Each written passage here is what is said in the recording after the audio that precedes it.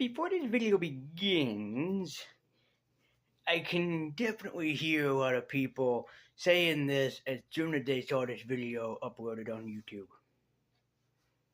This probably was your reaction, especially for the people that get a shout out much later on in the list who I shouted out to on Twitter quite a while ago. This is probably all your reactions. Wait, didn't he upload this a while back ago? The answer is yes. But let me explain before I get to the list. First of all, what happened with that video, number one. And then number two, what's going to happen with this channel, or I can wait until the end. We'll see how it goes. But what happened with that video? Well, it was uploaded. It had a copyright claim for some obscure reason. And I felt kind of depressed with the video because it got a copyright claim. Sometimes I do with certain videos of mine. So this is why I hope, and I'm going to try to, is put in parentheses re-uploaded just so people are aware. So for the people that deserve a shout out, let me just say this first of all, and I'm just going to shout out to them right now, to both Watchtower Database and DCAU Reviews. I apologize so much. You guys and gals are just probably as confused as I am, but trust me, just go with the flow, brothers, is all I'm trying to say. Just go with the flow, guys. Oh man, because that had me so depressed when I saw in my upload just copyright claim underneath that video. I'm like, damn it! I cursed to the world at YouTube, so let's just keep all of our fingers, toes, whatever that you have, crossed. Yes, ladies, if you want to cross your tits, you can do that too. I don't know how you would do that or if that's even possible, but you can try. So, before the list begins, I just want to say, first of all, thank you if you guys respond to this and saying that we understand what you went through in this, either here on YouTube or on Twitter at me. Thank you for understanding it. It wasn't me, it was my depression disorder, and it sometimes just gets the best of me, truthfully. No, I don't have a counselor that I talk to, but doing YouTube videos sometimes does help with that depression. And really quickly, before we get onto the list, which I know that you guys want to get onto the list, I would jump ahead at least by a few minutes, I would say at least. But to everybody, subscribers and supporters of me, friends of mine, I just want to say thanks so much for your support that I had in the top 10 Xbox 360 games. The response that I had from fans both here on YouTube and also on Twitter, it was just amazing, especially for one person whose comment really stuck out to me, and he or she knows who he is Hyper Golem, and really when it said, just do what you love or do what makes you happy, it really struck a chord with me. So to you, from me, thanks a lot for that comment. It really meant the world to me. And that is exactly what I intend to do with this channel. So a lot of you guys might ask, what do you love? Or what makes you happy? A lot of stuff. Movies, television shows, comic books, just a huge assortment of everything. Basically, in short, just being nerdy and dorky. And that's exactly what this channel is going to accomplish. Because there had been so many ideas that I put it aside, I don't know for what reason, that I really want to do. Like shows that I really want to talk about, comic books I really want to talk about, or even read, mind you. So, what I'm just going to say this now is that I am going to take a mild break from doing YouTube videos. I'm not quitting. Don't think that if you don't see me upload for a while, that you people will go, he quit! He quit! Because that's not exactly what's going on here. I don't need to see basically me like trending either on YouTube or Twitter going, he quit. I'd be going, well, shit, people, god damn it. But no, I am not quitting. I'm just going to take a little break before I get back into stuff. I want to do comic book reviews as well as talk about movies. Basically, you can see me as an assortment of like either black nerd comedy or Happy Console Gamer, whichever one. I'm a fan of Black Nerd Comedy or Andre, so yeah. So, anyways, this basically channel will be everything from like geeky and nerdy. I can't make promises of things that I am going to review truthfully. Like I know that some of you guys want me to talk about games, anime, whatever. I can't make any promises at the moment that you're gonna see all of that. I can't make any promises, but I will promise that there will be an assortment of reviews. I'll just hope that you will stick along with me for the ride. With that being said, let's jump back into it. I don't know how far into the video this is, but let's jump into it. This is the top 10 Batman Beyond episodes, at least my personal favorite. And always remember, these are just my picks. It doesn't mean I hate these episodes in any shape or form. And lastly, let's just have fun. So, here we go. This is the top 10 Batman Beyond favorite episodes of mine. Because I have no reason to see this video get copyright claimed again, just play some music in the background or imagine the Batman Beyond theme in your head. Because we're starting off with number 10. Terry's friend dates a robot. Technology is advancing and making everything smarter and better, so Terry's friend dates a robot is honestly one of the better episodes for proving this point across, and very well done by Paul Dini. Terry's friend dates a robot has to do about Howard, a friend of Terry's who is just not as popular as he wants to be, unfortunately for the poor guy, and I feel for him. While his parents are away, he wants to throw a party by inviting everybody that he wants to, including a blonde bombshell who he actually has a crush on, with some way to introduce her or seduce her. But he goes to a secret underground sex bot laboratory, I suppose, and he gets introduced on how to make his own girlfriend. If you've seen the John Hughes movie Weird Science, this is basically a parody of that, as Howard creates Cynthia to be his synthetic girlfriend, and he's the man of the world. While nothing like Paul Dini's Baby Doll or any other of Paul Dini's works, is it still one of the best episodes that I've seen personally and one of my favorites of Paul Dini for Batman Beyond. It's not the best episode on the list, but it does teach us a very good point. Try to be loved by who you love. Do not create something that cannot love you the way that you want to be loved. Number 9.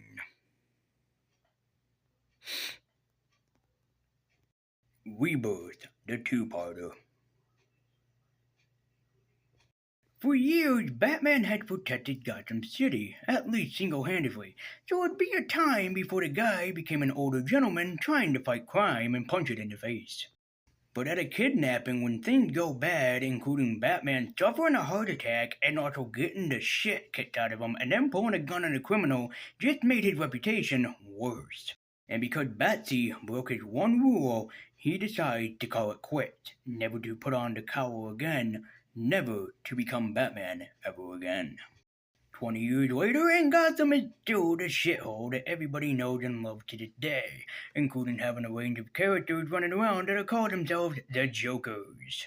As we're introduced to our Spider-Man of the story, I mean our Batman of the story, Terry McGinnis voiced by Will Friedle, and Terry is pretty much Peter Parker, but for DC Comics. Very similar to Peter Parker's parents, Terry's parents, or father, gets in some pretty messed up business and obviously died because of it. But it was a fateful night where he gets to meet the man, myth, and legend himself, Bruce Wayne, aka the original Batman, for him to team up and take on the mantle of Batman himself. Rebirth is just a great episode and also a great origin story for Terry McGinnis, and I love the Batman spin on the character that Alan Burnett did, whether it was his decision or somebody else's. While we must always respect our fellow superheroes and give them the love that they all deserve, Rebirth should be on everybody's list for what it did and created for Batman Beyond. At number 8.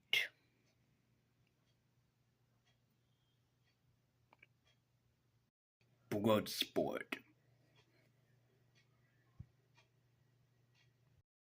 A mysterious man enters Gotham City, only known as Stalker, and his greatest prey that he must hunt will be the one and only, the Batman. You know why I compared Batman or Terry McGinnis to Spider-Man? This episode should make it obvious when Stalker is basically Terry's version of Kraven the Hunter. Despite him only being a Batman villain for one episode, I still love Stalker in this episode, and I think that he's a great villain for Batman Beyond for somebody that can basically go toe-to-toe with Terry. And did they give Docker one hell of a voice actor? I'll say, because he's voiced by none other than one of my favorite voice actors, Carl fucking Lumbly. Placed my spine. The operation was excruciating.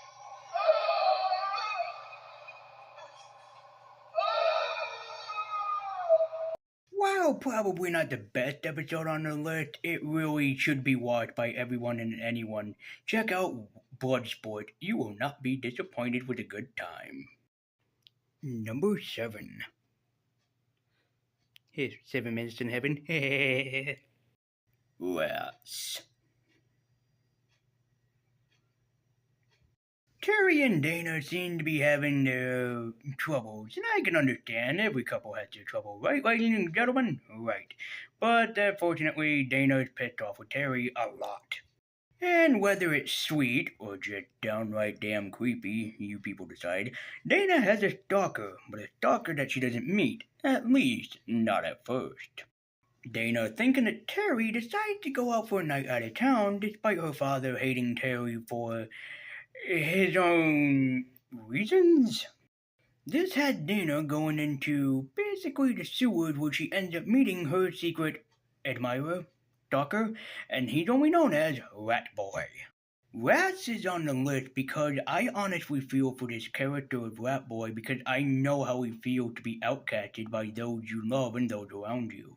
What's unfortunate is that he seems like a really sweet guy, a very nice person, someone that you can get along with, but unfortunately because he's deformed, nobody loves him. Also, I'm not the biggest Dana fan for Batman Beyond. I admit she's a cool character, I like Maxine better, but she's pretty damn awesome in this episode, truthfully. Number 6. Meltdown. What cutie dinosaurs? Trick question, it was the meteorite. Don't you dare even say the Ice Age. Don't even go there. Turns out Blight, or Derek Powers if you better know him as, is having some difficulties. He's having some bat problems if you know what I mean. Unfortunately for poor Mr. Derek, his skin conditioning is worsening and it's getting worse instead of better, so he needs to find a cure, and the only cure is with a familiar Batman villain. It belongs with the great Mr. Freeze, and also sexy, seductive librarian, I guess. But yep, this episode revolves around Mr. Freeze. After being away for so long, Mr. Freeze finally becomes a human. He finally gets a life. But does it really make him all that happy as he's planned to be? Similar to Tom Hanks' Castaway, Mr. Freeze becomes relatively popular after surviving his time, especially being a brain in a jar, but Bruce Wayne doesn't like this. It's not long before the fiendish Frosty Fiend, I love alliteration, comes out and really causes havoc on Gotham City once more as he did 20 years ago. Besides the greatest episode ever written, Heart of Ice, this is another one of my favorite Mr. Freeze episodes that should be seen because it gives Mr. Freeze more humanity than Heart of Ice could ever give him. Number 5 is Alive. I'm sorry for the bad jokes. Please love me. The Winning Edge. Only being Batman, for a short limited time, Terry seemed to be getting himself into some pretty tight situations, especially with his girlfriend Dana, and trying to complete Ghoul. There's not just trouble in Gotham City, there's also trouble upon Gotham City's sport team, I guess, and it involved drugs. A drug that's very similar to steroids that makes a person stronger, faster, more agile, but at the same time makes them very, very Hulk angry. Rich Fogel, the writer behind The Winning Edge, did a great job at experimenting with children going through drug abuse, especially teenagers. While I myself have never used drugs and never did them, I can verify I have had friends that went through drug problems, so this is very much relatable, including for me. While particularly it's a PSA about drugs bad, okay, it is honestly one of my favorite episodes for that reason that teaches children that drugs are just really fucking bad. Want a great episode that even children should probably watch? Check out The Winning Edge and have your child watch it and tell them, this is why you should never, ever do drugs. Number 4 The Egg Baby.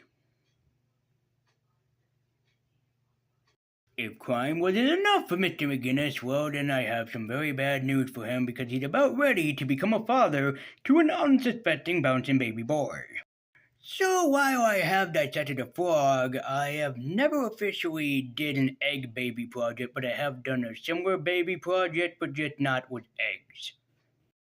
The Egg Baby is one of my favorite episodes because it's just an egg baby. There is nothing too fancy about this. The entire class is teamed up to become parent to an egg child, but if the egg child dies, then the class or the classmate get a failing grade. The Egg Baby is one of the funniest and most creative episodes of Batman Beyond because it's Batman being a proud father to an egg baby that's basically an artificial egg. It's an impressively very funny and hilarious episode that everybody should watch at least once just to see it, give it a try, because it's just goddamn hilarious. While dads are already our favorite superheroes, then there will be none other like Batman Beyond in taking care of his precious little darling, the Egg Baby.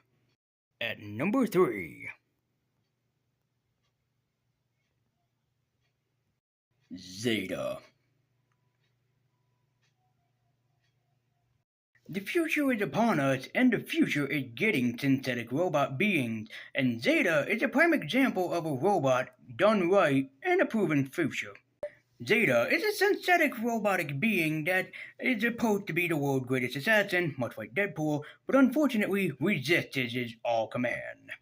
Zeta is one of the most unique and most iconic episodes to ever come out in the Batman Beyond universe because he's a synthetic android made for killing, but he loves humans. Zeta's not exactly a bad robot, he just wants to do right and prove the world that not all robots are supposed to be evil or can kill. Some of them can be friendly.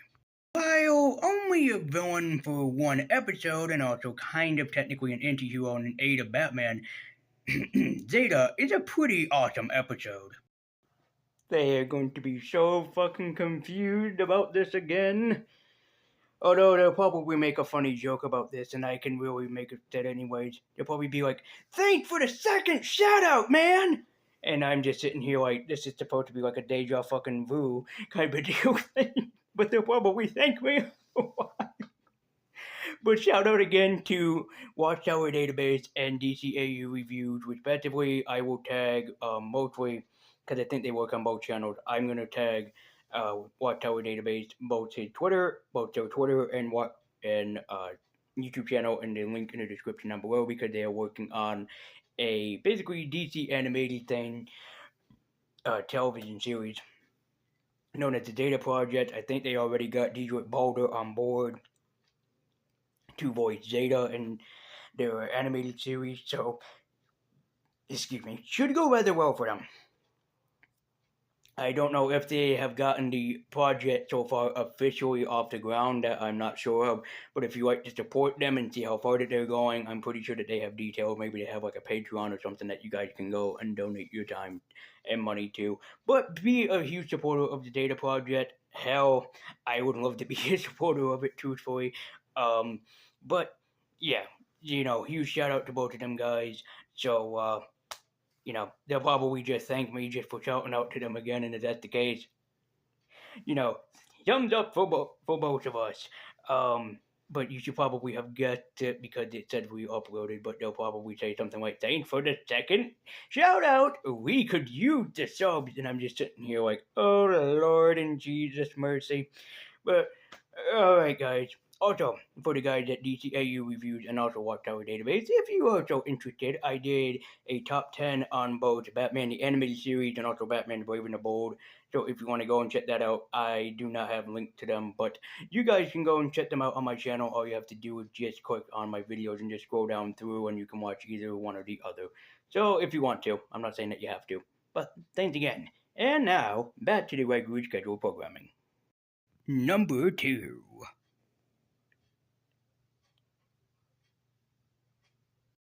Heroes.